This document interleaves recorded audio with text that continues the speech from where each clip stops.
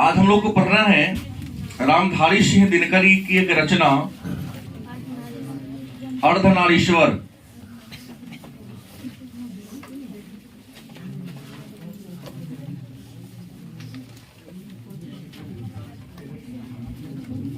क्या है? रामधारी सिंह दिनकर।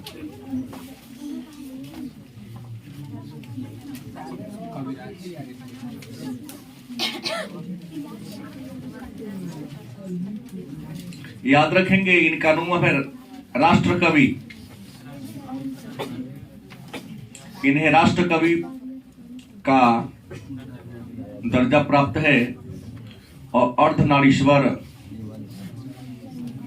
निबंध है। अर्धनारीश्वर राष्ट्र कवि रामधारी सिंह दिनकर के द्वारा लिखा गया एक निबंध है। निबंध को चर्चा करने से पहले दो लाइन रामधारी सिंह दिनकर के बारे में जान लें कि रामधारी सिंह दिनकर जन्म 23 दिसंबर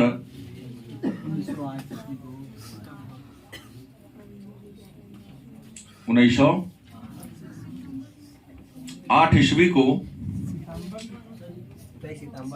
सितंबर 23 सितंबर 1908 ईस्वी को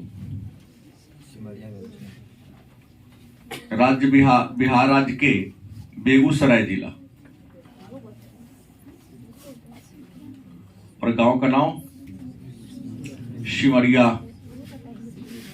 देवघर जाने के क्रम में यहाँ पर एक पुल है, सिमरिया घाट फेमस है, मेला भी लगता है। प्लस यहाँ जो पुल है वह 3 लेयर वाला पुल है। सबसे नीचे पेट्रोलियम का पाइपलाइन है जो असम के नून माटी से नाहर कटिया से ज्वाइन किया हुआ है और बरौनी तेल शोधनशाला जो बेगूसराय जिला में ही पड़ता है, बरौनी शहर में पड़ता है। तो सिमरिया गांव जहां पुल है, पुल का नाम है राजेंद्र सेतु। सबसे नीचे पाइपलाइन है, उसके ऊपर ट्रेन चलता है, सबसे ऊपर बस ट्रक चलता है। ब्रिटिश काल में ही बनाया गया वह क्या है? पुल है। तो बिहार के बेगूसराय जिला के सिमरिया नामक गांव में 23 सितंबर 1908 ईस्वी को इनका जन्म हुआ था। पिता रवि सिंह और माता का नाम मनरूप की मनरूपा देवी। हाँ, मनरूप देवी। मनरूपा बोला है तो अच्छा, मनरूप देवी इनके माता जी का नाम था। पत्नी श्यामावती देवी।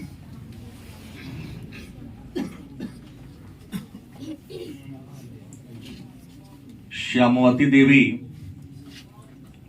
इनकी क्या थी? पत्नी थी। निधन की बात करते हैं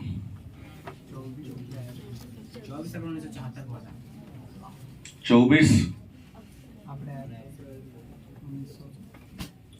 कहा हुआ था? पटना में। इन्हीं का वही हार्ट अटैक आया था। बेलिंगटन, जो कल भी चर्चा हमने किया था, बेलिंगटन अस्पताल में इनको भर्ती कराया गया, नर्सिंग होम में। लेकिन वहां तो ठीक हो गए, लेकिन बाद में इनका देहांत हो जाता है। हम बाद में मद्रास जाने के क्रम में, लेकिन वहां हार्ट अटैक पटना में ही आया था जब बेलिंगटन अस्पताल में इनको फ्री प्रेस के मालिक रामनाथ गोयनका के सौजन्य से इनका उपचार चला था। लेकिन बाद में जेपी जी को मनाने के क्रम में जेपी मद्रास जा रहे थे, गंगा बाबू से हुआ कि किसी तरह से मना कि इनको संपूर्ण क्रांति के लिए मना लिया जाए, नेतृत्व करने के लिए। उसी क्रम में चल बसे, निकले सो चल बसे ही। विशेष बात बता दें, 1928 में मोकामा हाई स्कूल से क्या किए थे? मैट्रिक की परीक्षा इन्होंने पास किया था। मोकामा हाई स्कूल, मोकामा घाट भी है और विधानसभा क्षेत्र भी है। तो मोकामा हाई स्कूल से इन्होंने 1928 में क्या किया था? मैट्रिक की परीक्षा पास किया था और 32 कितने 32 में पटना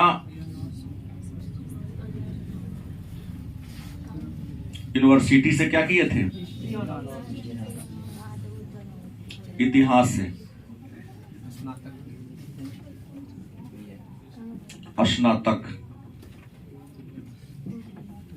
इतिहास इनके ऑनर्स का विषय है। ये विशेष ध्यान देने की क्या है बात है। व्यवसाय की बात कर ले, क्या क्या किए थे? तो सबसे पहले तो इनकी शुरुआत एक जीवन की शुरुआत शिक्षक के रूप में किया था, लेकिन शिक्षक में ये बने थे HM head master Barbigha high school में। क्या जी? कहाँ के थे? बरबीघा स्कूल में इन्होंने क्या किया कि शिक्षक के रूप में, लेकिन सहायक शिक्षक नहीं, हेड मास्टर के रूप में। दूसरा ये सब रजिस्ट्रार भी थे।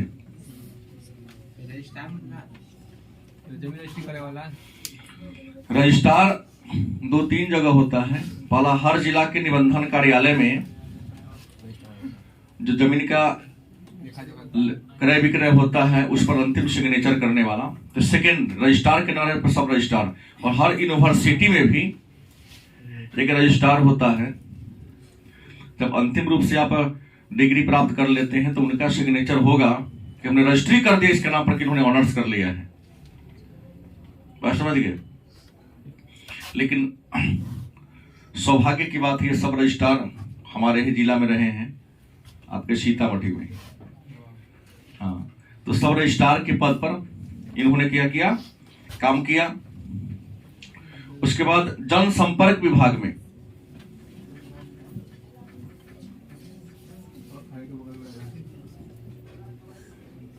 में भी ये उप आयुक्त के पद पर थे, मेन नहीं थे।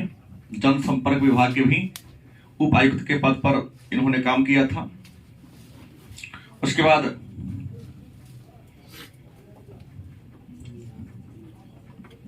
बिहार विश्वविद्यालय में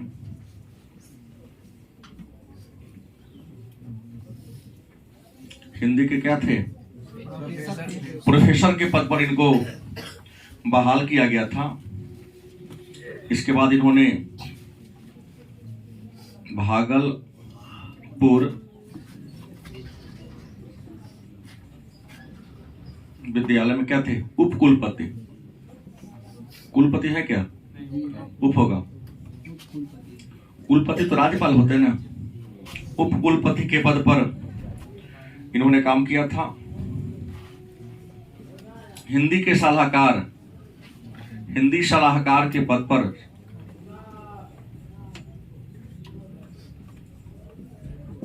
और राज्यसभा सदस्य।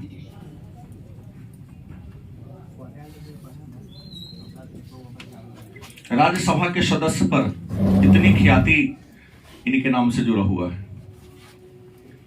पहले तो इन्होंने शिक्षक के रूप में बरबीघा हाई स्कूल से, उसके बाद सब रजिस्ट्रार के पद पर काम किए।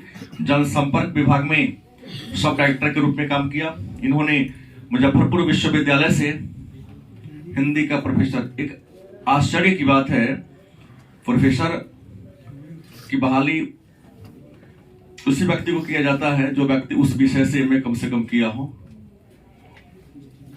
इतिहास ऑनर्स वाले, हिंदी में क्या प्रतिभा इनकी थी, योग्यता के आधार पर दिया गया था, न कि डिग्री के आधार पर। तो हिंदी के क्या प्रोफेसर बने? भागलपुर विश्वविद्यालय, जिसको तिलक माझी, भागलपुर में जो यूनिवर्सिटी उसका नाम क्या? तिलक माझी विश्वविद्यालय में उपकुलपति के पद पर रहे। हिंदी भारत सरकार में हिंदी के सलाहकार के पद पर रहे और राज्यसभा के राज्यसभा के सदस्य के रूप में काम किया। और हमें लगता है राज्यसभा के सदस्य के रूप में निर्वाचित होकर नहीं गए थे, मनोनीत होकर गए थे।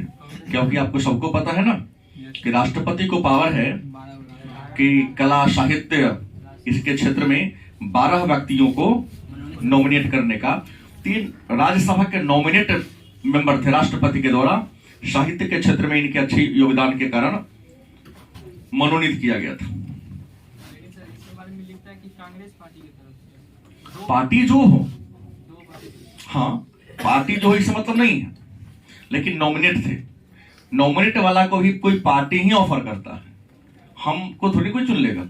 जब तक किसी पार्टी का मोहर नहीं लगेगा, जैसे हमारे कल के क्लास में कहा ना, जेपी का क्या विचार, दलहीन लोकतंत्र, कि जब तक दलयुक्त लोकतंत्र की स्थापना होगी देश का कल्याण नहीं होगा। जो पार्टी आएगा अपने पार्टी के हित की बात करेगा, और मार्क्स का जब उन पर प्रभाव था, उन्होंने कहा कि दलहीन लोकतंत्र होगा, जैसे पंचायत के चुनाव में होता है। हालांकि अब तो यहां भी सुनने को मिल रहा है कि पंचायती राज व्यवस्था में भी पार्टी स्तर पर ही चुनाव कराया जाएगा। समझो पंचायती राज व्यवस्था ही बर्बाद हो जाएगा। रचना की बात करते हैं, इनके द्वारा लिखा गया प्रमुख रचना कौन कौन है, तो सबसे पहले लेते हैं काव्य। इन्होंने कौन कौन सी कविताएं लिखी, तो पहला है प्रणभंग है, दूसरा है रेणुका, तीसरा है हुंकार, चौथा रचना की बात करें रसवंती, चौथा है कुरुक्षेत्र, वही महाभारत का युद्ध है, जब काल मनुष्य पर छाता है, पहले विवेक मर जाता है, दुर्योधन रण ऐसा होगा फिर कभी नहीं जैसा होगा, भाई पर भाई टूटेंगे, दिनकर की ही रचना है। कुरुक्षेत्र, रश्मि रथी,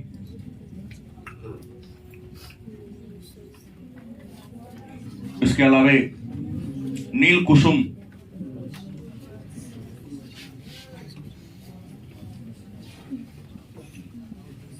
उर्वशी, बड़ा ही प्रसिद्ध रचना इनकी है। उर्वशी एक अप्सरा थी, हाँ, उस अप्सरा के प्रेम में कैसे इंद्र का यानी का जो प्रसंग चलता था, इसमें एक प्रेम प्रसंग के बारे में चर्चा है। उसके बाद है परशुराम, परशुराम की प्रतीक्षा, उसके बाद है कोमलता और कवित्व,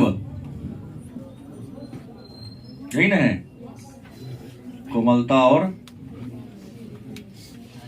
कवित्व, और अंतिम है हारे को हरि नाम, मतलब हरि उसी के लिए है जो क्या है, कमजोर है। अंत में जब हार जाता है तो वही होगा जो भगवान चाहेंगे, पहले याद आता ही नहीं। कहानी की बात कर ले कि इन्होंने कौन कौन सी कहानियां रची हैं, तो पहला मिट्टी की ओर, मिट्टी की ओर, दूसरा है अर्धनारीश्वर, हटाइए इसको यहां से, ये तो निबंध है, निबंध में हो जाएगा अर्धनारीश्वर। संस्कृति के 4 अध्याय,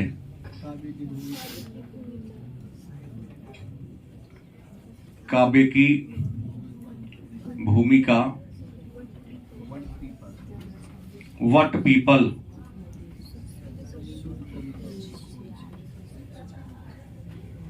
शुद्ध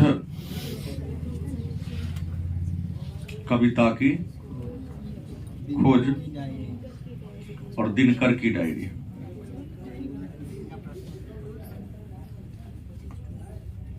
और निबंध में कौन है, अर्धनारीश्वर। सबसे पहले मैं आपको बता दूं कि ये जो रामधारी से दिनकर थे, पहली कविता की बात करते हैं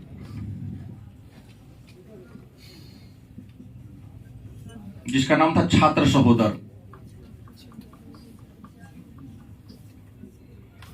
सही है। दिनकर की पहली कविता कौन है? छात्र सहोदर, जिसका इन्होंने 1925 में ही लिख दिया था। और 21 वर्ष की अवस्था में क्या लिखा था?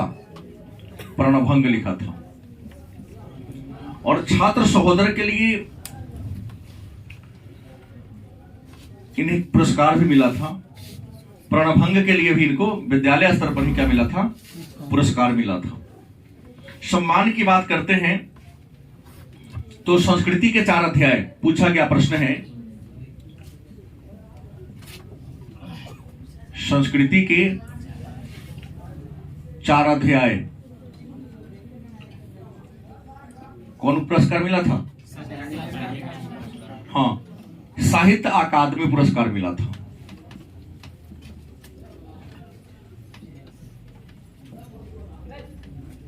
और इनका जो दूसरा पुरस्कार मिला था उर्वशी के लिए, हाँ, उर्वशी के लिए इनको ज्ञानपीठ पुरस्कार इनको मिला था। ठीक है। और अंतिम रूप से मृत्यु 1974 की इनकी क्या हो गई? मृत्यु हो गई। एक विशेष बात जान ले, अगर युग पूछे, नहीं, छायावाद उत्तर,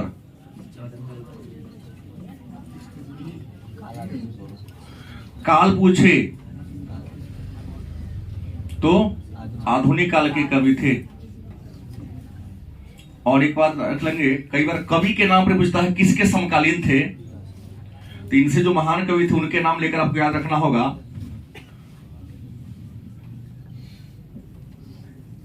भारतेंदु काल के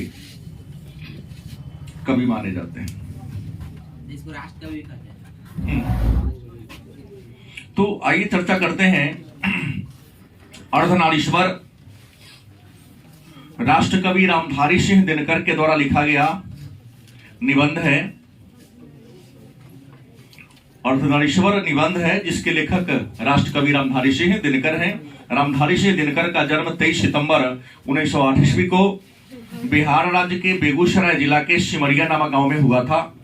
इनके पिता बाबू रवि सिंह थे, माता का नाम अनुरूप देवी, पत्नी श्यामवती देवी थी।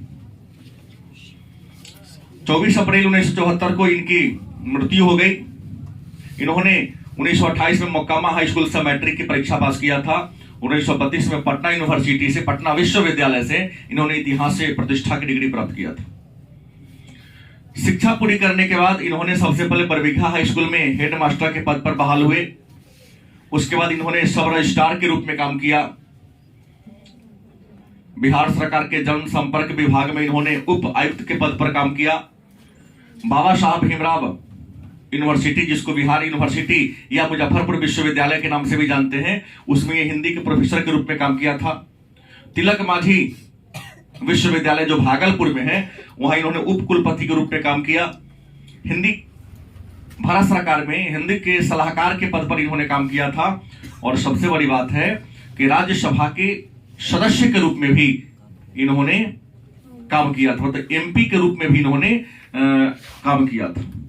इनकी प्रमुख रचना में कविता काव्य संग्रह की बात करते हैं तो काव्य संग्रह प्रणभंग, रेणुका, हुंकार, रसवती, कुरुक्षेत्र, रश्मि रथी, नील कुसुम, उर्वशी, परशुराम की प्रतीक्षा, कोमलता और कवित्व, हारे को हरिनाम।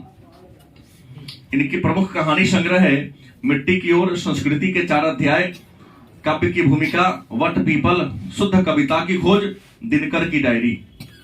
निबंध इनका है अर्धनारीश्वर। छात्र सहोदर नामक एक कविता 1925 में लिखी थी। और इनकी जो पहली कविता थी जो 21 वर्ष में ही लिख दिए थे, उनका नाम क्या था? प्रणभंग। यहाँ पे सबसे पहली रचना की यही थी। यह छायावाद उत्तर, मतलब छायावाद के बाल के बाद के कवि ये माने जाते हैं। पूछा गया प्रश्न है रामधारी सिंह दिनकर किस काल के कवि हैं, किस युग के कवि हैं? तो छायावाद उत्तर, मतलब छायावाद के बाद की। अब ये छायावाद क्या है, इन सबके बारे में चर्चा एक दिन क्लास में करूंगा। वीरगाथा काल, रीति काल, भक्ति काल, इन सब के बारे में चर्चा होगी। हालांकि आपका यहाँ पाठ्यक्रम में नहीं है वो। वो सीधा बीए पार्ट 1 में पढ़ना है, लेकिन एक क्लास उस पर हम लोग लेंगे।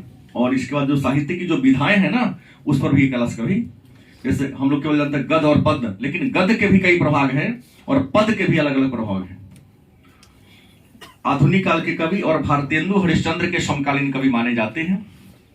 तो आइए चर्चा करते हैं अर्धनारीश्वर निबंध। देखिए, अर्धनारीश्वर रामधारी सिंह दिनकर के द्वारा लिखा गया निबंध है और यह मिथकीय निबंध है। मिथक है, कल्पना। कवि ने शिव पार्वती के माध्यम से भगवान शिव और माता पार्वती को आधार मानकर इन्होंने अर्धनारीश्वर की कल्पना किया। इन्होंने एक ऐसे स्वरूप की कल्पना किया इस कविता में, इस निबंध में, कि एक मूर्ति है। इस मूर्ति की आधा शरीर नर का है, आधा किसका है? नारी का है। एक मूर्ति है जिसके 2 आंखें हैं। एक मूर्ति है जिसकी कितनी आंखें हैं? 2 आंखें हैं। एक आंख रसमयी है तो दूसरा आंख विकराल है। 2 हाथ है, एक हाथ में कंगन चूड़ी तो दूसरे हाथ में क्या है? त्रिशूल धरा दिया है। एक पैर में जहां नुपुर लगा है, पायल लगा दिया है इन्होंने, विभिन्न प्रकार के आभूषणों से अलंकृत कर दिया है। वही दूसरे पांव में बागंबर, मतलब बाघ का जो खाल है उसका वस्त्र बना के पहना हुआ है। कवि ने इस अर्धनारीश्वर के माध्यम से शिव और शक्ति, माता पार्वती शक्ति का प्रतीक है, स्त्री ऐसे ही शक्ति का प्रतीक है। शिव भी शव के समान है यदि शक्ति मतलब पार्वती उनके साथ न हो। तो इस निबंध के माध्यम से कल्पना किया है कवि ने, शिव और शक्ति को, मतलब स्त्री और पुरुष को, यूं कहे माता और पिता को समन्वय दिखाने का प्रयास किया है। दोनों 2 नहीं बल्कि दोनों क्या है? एक हैं। अर्धनारीश्वर जो कल्पना इस निबंध में कवि रामधारी सिंह दिनकर ने किया है, वह इस बात का संकेत दे रहा है कि नर और नारी अलग अलग नहीं है। गलत है? सही। कवि इस निबंध के माध्यम से यह कहा है कि नर और नारी अलग अलग नहीं है, दोनों समान हैं। और कवि ने आगे कहा कि यदि नर का गुण नारी में चला जाए तो नारी अपूर्ण, दोष नहीं, अपूर्ण नहीं बल्कि पूर्ण होती है, और नारी का गुण यदि नर में आ जाए तब नर पूर्ण हो पाता है। कवि ने दिखाने का प्रयास किया है, बताने का प्रयास किया इस निबंध के माध्यम से, एक नर पूर्ण तब है जब उसमें नारी का गुण है। नर जैसे नगर हम लोग नर है तो हम लोग उग्रता है, कठोरता है, और इंसान जब तक उग्र और कठोर रहेगा जीवन के लक्ष्य को पूरा नहीं कर पाएगा। और नारी की पहचान क्या है? कोमलता। तो वह कोमलता का गुण भी नर में अपने अंदर समाहित करनी चाहिए कि कई बार कोमलता ही उसके जीवन के लक्ष्य को पूरा करवा देता है। नारी में कोमलता है, दया है, प्रेम है, लेकिन केवल कोमलता, दया और प्रेम से काम चलने वाला नहीं है। कई बार शोषण का वह शिकार हो जाती है, अपने आप को सेफ नहीं कर पाती है।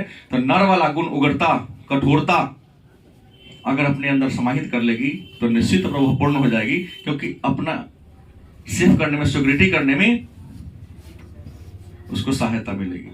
कवि ये दिखाना चाहे हैं कि महिलाओं का जो गुण है, दया, प्रेम, कोमलता, करुणा, अनुराग, यह गुण पुरुष में होनी चाहिए। और पुरुष के जो कुछ गुण हैं, जैसे हमने कहा ना, कठोरता, उग्रता, यह गुण भी महिलाओं में होनी। अगर सभी गुण दोनों में आ जाए तो स्त्री भी पूर्ण होगी और पुरुष भी क्या हो जाएगा? पूर्ण हो जाएगा। लेकिन कभी स्वयं कहते हैं कि आज की महिलाओं को भी और आज के पुरुष को भी बड़ा डर लगता है कि पुरुष को कहे तो स्त्री वाला गुण आ रहा है तो उसको भय लगने लगता है, और महिला को कह दो कि तुम्हारे अंदर ये गुण आ रहा है पुरुष वाला, तो उसको भी अपने आप पर क्या लगने लगता है? भय लगने लगता है। जैसे अभी किसी को मैं उठा लूं, उसका छोटा छोटा बाल कर दे, अब अभी गुड़िया कहेगी ठीक है ना, लगेगा सर।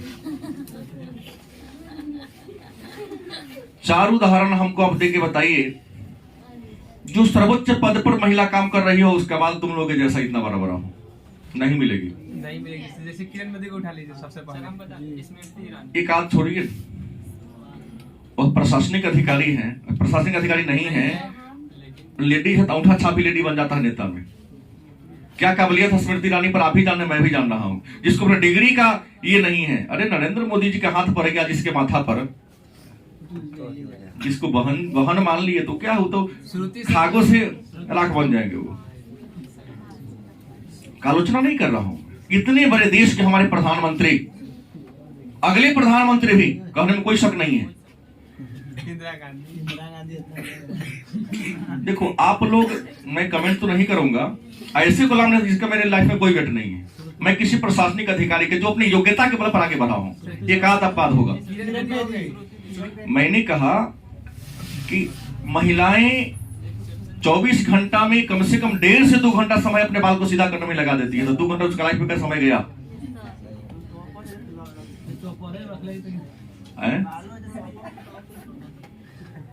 चलिए, तो आप लोग दिशा उल्टा कर रहे हैं, नहीं समझ पा रहे हमारे कहने का भावार्थ। आप लोग उदाहरण ला रहे हैं इंदिरा गांधी पर, उदाहरण ला रहे हैं स्मृति ईरानी पर। हमने कहा जिसमें कुछ विशेष योग्यता हो, नेता में कोई विशेष योग्यता नहीं होता है। हम तो लेवे नहीं किए हैं। चलिए, हमने कहा कि यहाँ पर नर भी अपने सीमा को लांघना नहीं चाहते, कभी कहते हैं नारी भी अपने सीमा को लांघना। उनका सोचना है कि पुरुष का गुण हमें आ जाएगा तो हमारी ख्याति को ठेस लगेगी, और नारी भी सोचती है कि नर का गुण आएगा तो हमारी जो स्त्रैण गुण है वो क्या हो जाएगा, समाप्त हो जाएगा। लेकिन कभी स्वयं कहते हैं कि स्त्री वाला और पुरुष वाला गुण तो परमात्मा ने नहीं किया होगा ना। गलती की सही? बिना हरि कृपा तृण नहीं डोली, भगवान के आदेश के बिना पत्ता भी नहीं हिलता है, ऐसा हमने ग्रंथों में पढ़ा है और अब सुना भी है।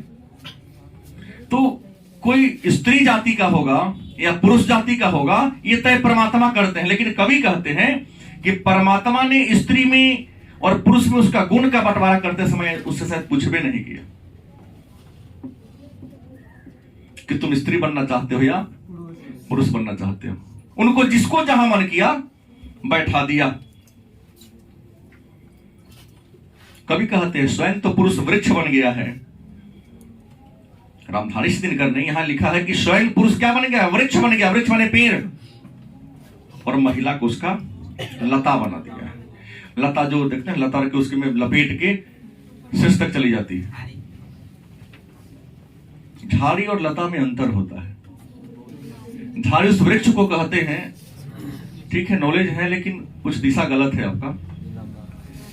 2.5 से 3 मीटर ऊंचे वृक्ष को, जिसमें अनेक सारी टहनियां होती है, उसको झाड़ी। से नींबू की झाड़ी होती है, नींबू का पेड़ कहते तो गलत कहते हैं। और कद्दू का, घिउरा का लता, लतारता उसको लता कहते हैं। बैगन की झाड़ी होती है, गुलाब की झाड़ी होती है। अब कहो कि गुलाब का पेड़ लगाए हैं, तो भाई क्या कहा जाए, कहने में तो चलता ही है, लेकिन हम तो बुर्बक मानेंगे ना। नर्सरी में जाएंगे, गुलाब का पेड़ लाइए, नहीं, गुलाब का झाड़ी दीजिए ना एक, क्या जो झाड़ के रूप में फैला हो, छोटा हो, 3 फीट से नीचा हो, 3 मीटर से, सॉरी, और छोटा तना उसका छोटा, उसमें कई प्रकार की शाखाएं शुरू से निकल रही है। तो इस कवि ने कहा कि पुरुष को क्या मान लिया, वृक्ष मान लिया, कठोरता, और नारी को क्या मान, लता, लतरने वाला, कि वृक्ष के सहारे ऊपर जाते। मतलब यहां भी बोला तो कमजोर कर दिया कि पुरुष ना हो तो नारी का अस्तित्व ही नहीं है। गोस्वामी तुलसीदास ने भी लिख दिया, कमजोर बनाते हुए। वाल्मीकि जी ने भी रामायण में लिखा है, गोस्वामी तुलसीदास ने रामचरितमानस में लिखा कि अतिवृष्टि तह फुटहि कियारी, जी में स्वतंत्रता बिगड़हि नारी। एक जो तो और लिख दिया कि ढोल गमार शूद्र पशु नारी, जी में सब तारण की अधिकारी।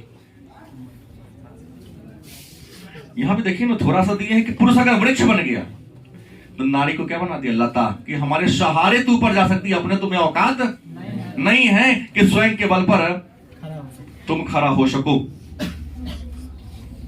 पुरुष स्वयं को वृंत मान लिया।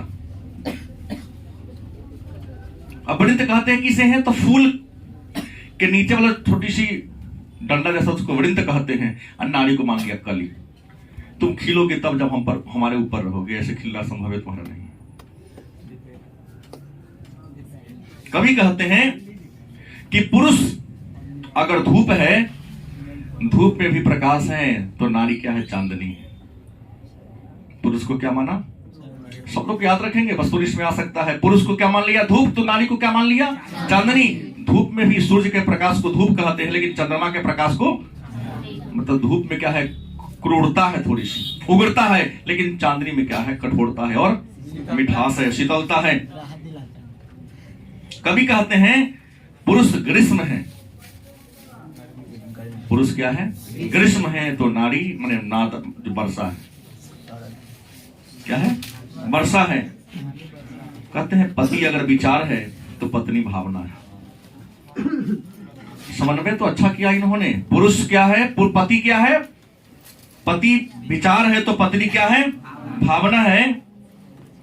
जहां पुरुष कर्म है, वही नारी क्या है? उसका अधिकार है। पुरुष कर्म करता तो उसका अधिकार किसका हो जाता है? नारी का हो जाता है। मतलब कवि कहते हैं कि नर है विधाता के द्वारा बनाया गया तंतु, माने धागा। तो नारी क्या? उस धागा को जोड़कर एक वस्त्र बनाने वाली है, और उस वस्त्र पर छींटा डाल दो तो उसकी सुंदरता क्या होती है? कभी नारी की महत्ता को कम नहीं किया है। पुरुष अगर वस्त्र है, नारी उस पर क्या रंग है, उजला पर थोड़ा छींटा दे दो, उस वस्त्र की सुंदरता क्या होती है? बढ़ जाती है। नर कुदाल चलाने वाला है। कुदाल वही चलाता जो बलवान होता है, खेत को जोड़ता है। तो नारी मिट्टी को तोड़ता है, वही नारी क्या है? अनाज उगत के आया तो उसको अछोरने वाली, साफ सुथरा करना, फटकना जिसको कहते हैं। अछोरना और पोछना माने साफ सुथरा करके उसको स्टॉक करने वाली है। नर को कवि ने नदियों का वेग मान लिया, मन धारा। तो कवि कहते कि नारी जो है उसका प्रवाह, उसमें उठने वाली लहर है कि नदी में ही उठती है, नदी में ही क्या होती है? गिर जाती है। मतलब यहां इस माध्यम से हो रहा है कि नारी की कल्पना नर के बाहर नहीं है। नर जो है वह नदियों का क्या है? वेग है, प्रवाह है। तो नारी क्या है? लहर है। कहती है कि नारी जो है, नर जो है सिंहासन पर बैठा हुआ राजा के समान है। किसके समान है? राजा के समान है। तो नारी उसकी बामांग है, उसके बाएं बगल में बैठकर उस सिंहासन की शोभा को क्या करती है? कराती है। कवि ने कहा कि पुरुष जो है सत्य है, राजा जो सत्य है, तो राजा के गर्दन पर, ग्रीवा पर मतलब गर्दन होता है, मंदार के माला के समान क्या है? नारी है, कि गले में लटक कर अपनी शोभा भी बढ़ाती है और राजा के शोभा को भी क्या करती है? बढ़ाती है। मतलब कवि कहना चाहते हैं कि नर और नारी अपने माध्यम से दोनों का अपना अपना क्या है? महत्व है। लेकिन इस सबके माध्यम से एक ही बात हुई है कि नर जहां उग्रता का प्रतीक दिखा रहे, कठोरता का प्रतीक दिखा रहे, वहीं पर नारी की कोमलता, दया, ममता और प्रेम के बारे में इन्होंने दिखाया। कवि कहते हैं, एक कहावत है जिसे यह सिद्ध होता है कि कामिनी अपने साथ क्या लाती है? यामिनी। यामिनी मतलब शांति लाती है। घर में यदि स्त्रियां न हो तो घर में शांति का माहौल नहीं होगा। आगे चर्चा करेंगे। लिखा है कवि ने कि यदि संधि वार्ता कुंती और माद्री गांधारी के बीच होती तो शायद कुरुक्षेत्र के मैदान में 18 दिन तक संघर्ष नहीं होता, क्योंकि कुंती भी माता थी और गांधारी भी माता थी, और माता ममता कोमलता का प्रतीक है। लेकिन वार्ता किसके साथ हो गया? दुर्योधन और युधिष्ठिर के बीच हो गया, जहां दुर्योधन तो अत्याचारी था ही, युधिष्ठिर तो सत्य के राह पर चलने वाले थे, लेकिन इतना ज्यादा अत्याचार कर दिया था कि उसके बाद को बिना युद्ध के समस्या का समाधान होने वाला नहीं था। लेकिन कवि की यह कल्पना कभी जो हमने अभी तक जो बात कहा नारी के बारे में, नर के बारे में, विद्वान कहते शायद हमारी यह कल्पना झूठी है, क्योंकि बहुत सारे लोग इस बात को मानने में क्या है, सक्षम नहीं है। विधाता ने नर और नारी को अलग अलग बना के नहीं भेजा, अलग अलग जाति बना दिया, लेकिन काम का बंटवारा नहीं किया। लेकिन इंसान नवपाषाण काल में जब कृषि का विकास हुआ तो कृषि के विकास के साथ ही नर और नारी में अंतर हो गया। नारी वहीं से दबना मतलब गुलाम का शिकार होती गई जब कृषि का आविष्कार हो गया। कृषि के आविष्कार ने नारी को, स्त्री को कभी कहते हैं घर के चार दीवारी के अंदर क्या कर दिया, कैद कर दिया और खुला संसार पुरुषों के लिए छोड़ दिया। राजनीति शास्त्र के पिता अरस्तु का भी विचार आपने पढ़ा होगा, सार्वजनिक जीवन पुरुषों के लिए है तो घरेलू जीवन महिलाओं के लिए है। पॉलिटिकल साइंस में पढ़ाया हूं, यहां जोड़ सकते हैं आप। मतलब इतने बड़े विद्वान, उनका विचार भी नारी के प्रति अच्छी नहीं थी, तब तो ऐसा लिख दिया। कभी कहते हैं कि देखो नर नारी तो पशु पक्षी में भी है, लेकिन जितना भेदभाव मनुष्य में है पशु पक्षी में तो वो भेदभाव है ही नहीं। अधीनता केवल मानव के रूप में नर नारी में है, जाके पशु पक्षी में देख लो, नहीं है, भेदभाव है ही नहीं। कहता है कि होगा पता, तो इंसान में काहे पता? जब आप तो इतने बड़े बुद्धिमान है तो आपको पता क्यों चलता है? आपको ही पता नहीं चलना चाहिए। आज नारी इतनी पराधीन हो गई, इतनी ज्यादा गुलाम हो गई है कि कभी कहते कि नारी अपने अस्तित्व की अधिकारिणी नहीं रह गई है। सही बात बोल रहा हूं। क्या पढ़ना है, क्या पहनना है, घर से निकलना है या नहीं निकलना है, सारा तय जिस घर में वह जन्मी है उसके परिवार के लोग करते हैं। कभी देखने को तो मिलता है कि माँ भी कई बार घर से बाहर निकलती है तो उनका बेटा पूछता, मम्मी कहाँ जा रही हो? कभी पिताजी निकलते पूछ के दिखाते, 180 डिग्री गर्दन घुमा देंगे, क्या टोक दिया रे। मतलब यह भी सिद्ध करता है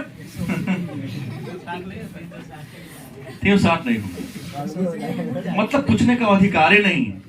आप लोग इतने बड़े, छोटे भाई होगा, भतीजा भी होगा, फुआ जी, बस ठीक है, उसके पूछने का नेगेटिव सेंस नहीं है, लेकिन पूछ देता है ना। कहीं पापा से पूछ के देखता है? नहीं पूछ के देखता। छोटे भाई बड़े भाई से ही नहीं पूछता है। तो प्रश्न है कि आज नारी इतनी पराधीन हो गई है, इतनी गुलाम हो गई है कि अपने अस्तित्व को ही क्या कर दे, खो दी है। उसका सुख दुख मान मर्यादा प्रतिष्ठा, उसके जीवन के सभी लक्ष्य पुरुष ही तय करते हैं। कैसे नहीं होगा? लड़कियां हमारी विद्यालय में 98-99% लड़कियां केवल फॉर्म भरने के दिन मजबूरी है, सिग्नेचर ना करना पड़ता, वो नहीं जाती। अब परीक्षा देने ही जाती है, फॉर्मो दूसरे भर देता है, केवल एग्जामिनेशन हॉल में एग्जाम देने जाती है, घर आती है। तो शोषण का शिकार नहीं होगी तो क्या होगा? उससे पता ही नहीं चलता दुनिया में कितने प्रकार के उचक्के लोग हैं। सामना पड़ेगा तब तो ठगाटे ठगाटे ठगना शुरू कर देगी। ठेस लगेगा, ठोकर खाएगी, गिरेगी, फिर ठोकर खाएगी, फिर गिरेगी, फिर स्वावलंबी बनेगी। यहां तो मौका ही नहीं देता है लोग। कभी कहते हैं कि तुम्हारी जरूरत क्या है, पर पुरुष अगर शादी हो गई तो पुरुष प्रधान समाज अपने पत्नी को क्या कहता है, तुम्हारी जरूरत क्या है कमाने की? हम है ना, खर्चा करना, तो कितना खर्चा करेगी, तुमको बाहर जाने की जरूरत क्या है? कभी कहते हैं कि गौतम बुद्ध और महावीर स्वामी का भी नारियों के प्रति विचार अच्छा नहीं था। इतने बड़े संत, इतने बड़े दार्शनिक, इतने बड़े विचारक, बुद्ध और महावीर ने तो होने नहीं दिया। लेकिन बुद्ध को तो उनके प्रिय शिष्य आनंद ने रिक्वेस्ट किया कि महाराज प्रवेश दिया जाए। लेकिन बुद्ध ने एक बार कहा आनंद से कि आनंद, प्रिय आनंद, तुम्हारे आग्रह पर तो मैं संघ में महिलाओं को प्रवेश दिया, लेकिन जो 5 सहस्त्र वर्ष मेरा धर्म चलेगा 500 वर्ष में खत्म हो जाएगा। खत्म, उनका वचन सिद्ध हुआ। कहना नहीं चाहता हूं, लेकिन लिखा है गांव में क्षेत्र में कहता है जहां जाए नारी सारा काम बिगाड़ी। सत्य बात। लेकिन यह बात तो है, किसी के सफलता और असफलता में एक स्त्री का हाथ होता है। स्त्री मां के रूप में, स्त्री बहन के रूप में, स्त्री बेटी के रूप में है। स्त्री के अनेक रूप हैं। गलत है सही? अब लेते कैसे हैं उसको, किस रूप में उसको सामने वाले को स्वीकार करते हैं? एक अपवाद दे, नरेंद्र मोदी ने कहीं अटल बिहारी वाजपेयी की शादी नहीं की। हाँ नहीं की, इसलिए नहीं कि श्रीमती गांधी ने उनसे विवाह करने से इनकार कर दिया। जब तक राम भी शादी नहीं किए हुए थे। क्या जी गलत बोल रहा हूँ? राम साहब की शादी नहीं की हुई। हाँ बहुत बड़ी कहानी है, लेकिन इंदिरा गांधी से उनका होने वाला था। अबुल कलाम का तो उनका ज्यादा मैं नहीं जानता हूँ, और अलग बात है। बहन का हाथ। खैर मुद्दा पर छोड़िए। महावीर स्वामी ने भी महिलाओं को दिया। जैन धर्म में पहुंचने वाली पहली महिला चंपा थी। लेकिन जैसे संघ में नारी का प्रवेश हुआ, संत जो धर्म प्रचार छोड़कर भोग विलास में व्यतीत करने लगे, वह धर्म भी उनके मरने के कुछ ही सौ वर्ष के बाद क्या होता है, खत्म हो जाता है। कवि कहते हैं, कबीर साहब भी नारी की अवहेलना किए हैं। कबीर जो महान निरंकारी संत थे, इन्होंने क्या कहा कि नारी तो हमहु करी तब न किया विचार, जब जानी तब परिहारी नारी महाविकार। कबीर का भी कहना है कि दुनिया में सबसे बड़ा पीड़ा, सबसे बड़ा विकार, सबसे बड़ा रोग कौन है? नारी। कबीर का विचार भी नारियों के प्रति अच्छी। जॉन बर्नार्ड शॉ के बारे में लिखते हैं कि उन्होंने नारी को अहेरनी मान लिया। नर को अहेर माना, तो नारी क्या है? अहेरनी है। नर नाग है तो नारी क्या है? नागिन है, उसको लपेटने वाली, फंसाने वाली। प्रेमचंद्र भी अपने नाटकों के माध्यम से नारी के बारे में कहा है, निगेटिव बात ही रखा है। मुंशी प्रेमचंद्र कहता है कि नर जब नारी का गुण ले लेता है, क्या लेता है? नर माने पुरुष जब नारी का गुण लेता है तो क्या बन जाता है? देवता बन जाता है। याद रखेंगे, वाक्य पूछ सकता है। नर जब नारी का गुण लेता है तो देवता बन जाता है, लेकिन जब नारी नर का रूप लेता तो राक्षसनी बन जाती है। मतलब कहने का तात्पर्य है कि हमारे मुंशी प्रेमचंद्र कथा के जादूगर, क्या जी, उपन्यास सम्राट मुंशी प्रेमचंद्र का भी यह विचार है। हमारे जयशंकर प्रसाद कामायनी जैसे महाकाव्य में भी नारी के बारे में अच्छा विचार नहीं रखे हैं,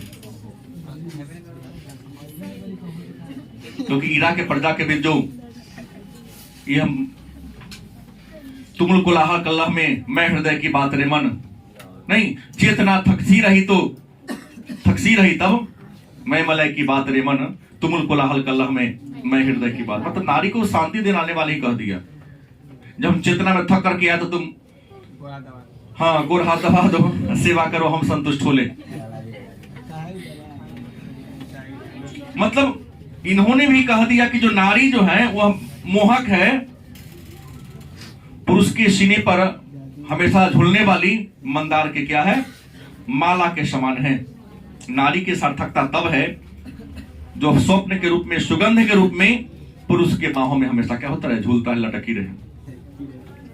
मतलब इन कवियों का विचार भी नारी के प्रति अच्छा नहीं है, लेकिन कवि ने इस निबंध के माध्यम से बताया है कि नर और नारी विधाता के द्वारा बनाया गया दो रचना है।